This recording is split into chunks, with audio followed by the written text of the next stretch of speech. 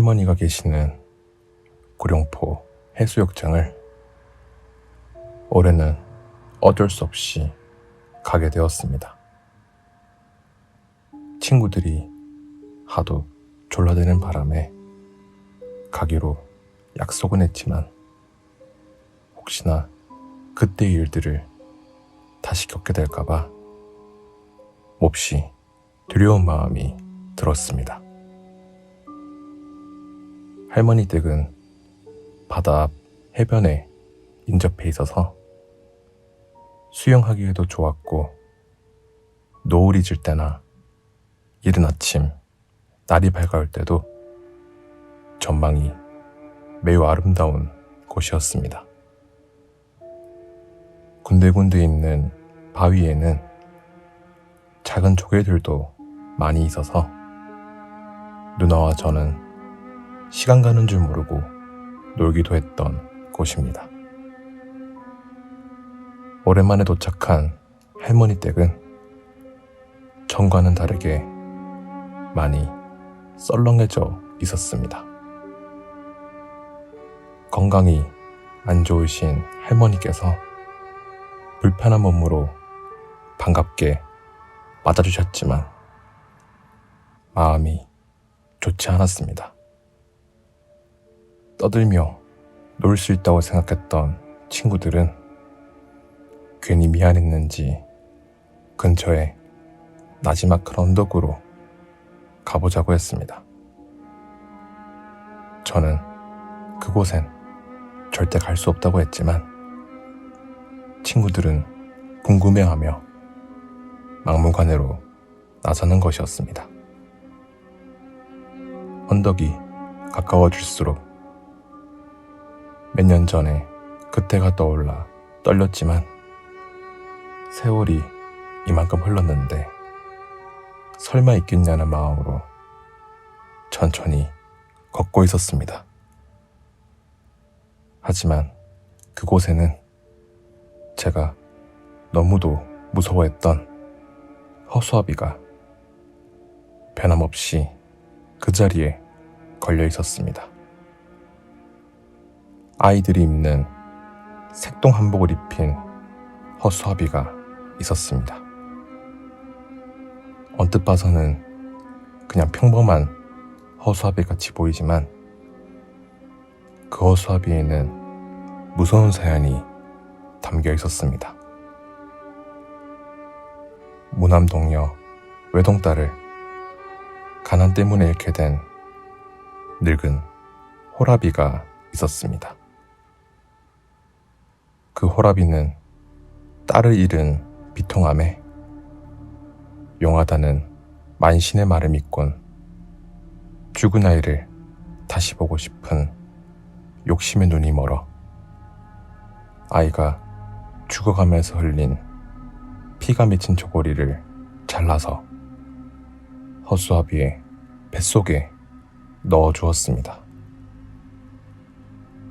호라비는 달이 뜨는 밤에 죽은 딸을 다시 볼 수 있다는 말을 믿고 하염없이 기다렸지만 아이는 돌아오지 않았습니다. 호라비는 기다림에 지쳐 병들어 죽고 말았고 허수아비는 사람들에게 잊히게 되었습니다.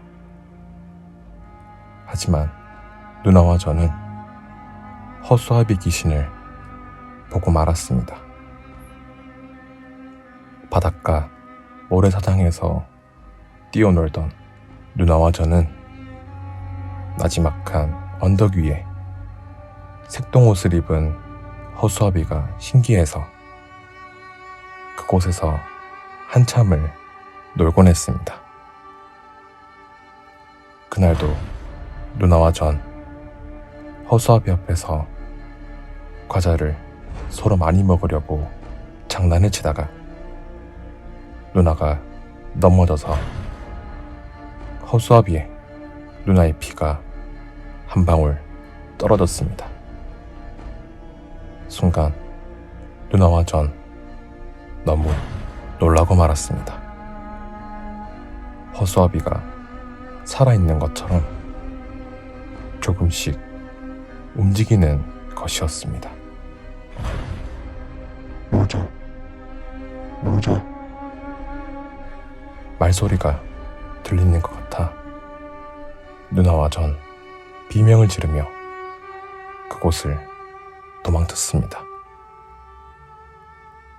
그날 이후 누나는 밥도 먹지 못하고 고열에 시달리며 점차 병세가 악화되었고 나중에는 말문도 닫은 채 천장만 바라보고 있었습니다.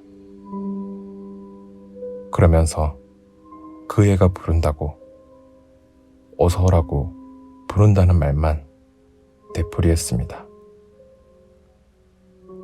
누나는 병으로 눕게 된 지 열흘 만에 결국 세상을 떠나게 되었습니다. 저는 10여 년의 세월이 흘렀지만 아직도 그 자리에 그대로 있는 허수아비를 보고 너무 두려워서 자리에 주저앉고 말았습니다.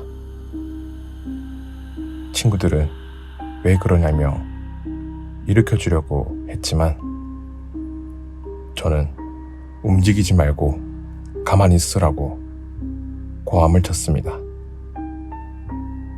제발 가만히 있으라고. 그래야만 살 수 있다고 하자 친구들은 장난인 줄 알고 허수아비를 툭툭 치며 서로 떠들어댔습니다. 가시가 많은 허수아비를 툭툭 치며 장난치던 친구 한 명이 비명을 질렀습니다. 친구의 피 한 방울이 허수아비 얼굴에 떨어졌습니다. 오늘 밤에도 그 허수아비의 귀신은 저와 친구에게 찾아올까요?